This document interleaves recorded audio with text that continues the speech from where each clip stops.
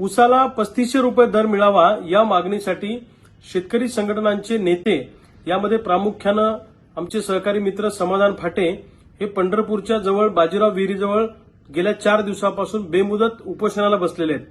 उपोषणकर्त्यांची तब्येत खालावत चाललेली आहे, परंतु प्रशासन कुठली मध्यस्थी करायला तयार नाही।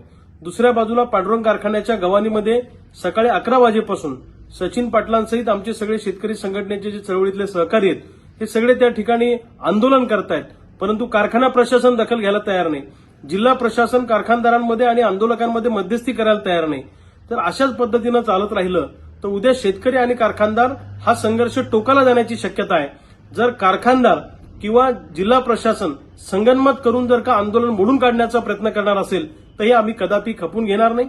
पंढरपूरमध्ये सुरू असलेल्या ऊस आंदोलनाला क्रांतिकारी शेतकरी संघटनेचा पाठिंबा आहे आणि कोणत्याही परिस्थितीमध्ये प्रशासनानं मध्यस्थी करून जर का कारखानदार आणि आंदोलकांमध्ये योग्य तोडगा काढला नाही तर मी स्वतः पंढरपूरला 2 दिवसामध्ये येऊन आंदोलनाची सूत्र हाती घेणार आहे आणि जोपर्यंत ऊसाला दर मिळणार नाही तोपर्यंत आम्ही पंढरपूर आणि सोलापूर जिल्हा सोडणार नाही।